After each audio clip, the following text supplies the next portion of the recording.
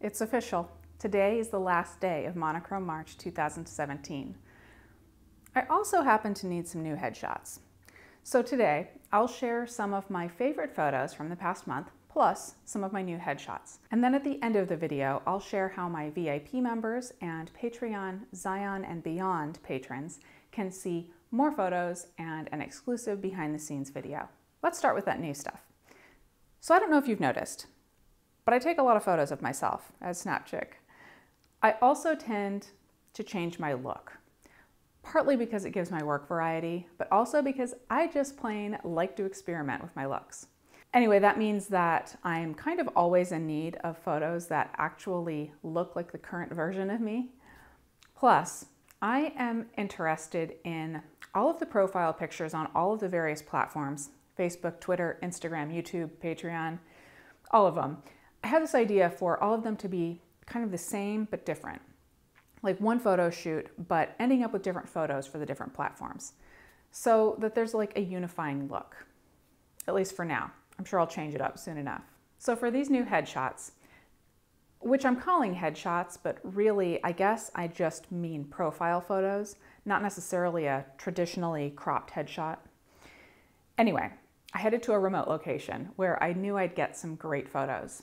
I mean, who doesn't want to hike up a mountain with a bunch of equipment, then wipe off the sweat and put on makeup with frozen hands, and then try to make beautiful images before the sun sets and you have to hike back down in the dark? Anybody? No? Just me? Well, that's what I did. Incidentally, I chose this location also because I brought my drone, and I shared that video yesterday, and you can see it at the link above. It was definitely worth the hike. But back to the photos. I like this location because the surroundings are beautiful.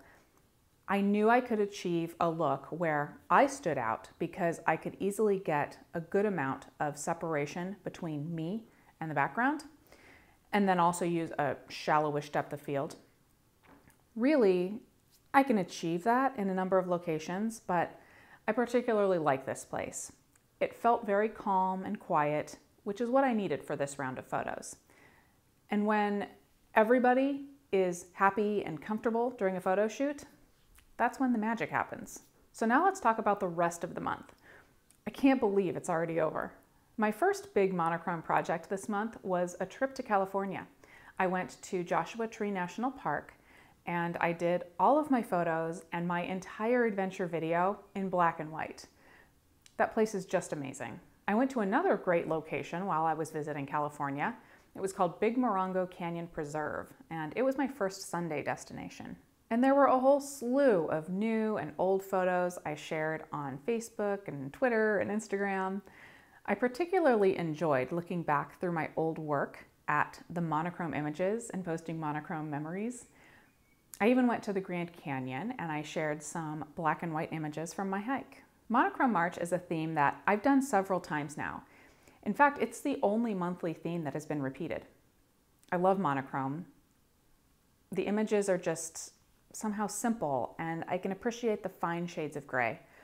But I also love how it makes me think, and it challenges me to step outside of my habits and my first impulses. Like with Joshua Tree. That place is colorful. The trees, the dirt, the rocks, the sky, the mountains in the distance. I wanted to share all of that, but instead I focused on bringing out the textures and the lines and the play between shadow and light. So, VIPs and patrons, there is a link in the description of this video for you to see the entire gallery of images from my last Monochrome March photo shoot, plus a behind-the-scenes video from the hike, the shoot, and once I was editing the photos. And if you aren't a VIP or patron, you can still follow that link and learn more about supporting my mission. That's all for Monochrome March 2017. Next week, I'll unveil April's theme. Any guesses? Let me know in the comments below.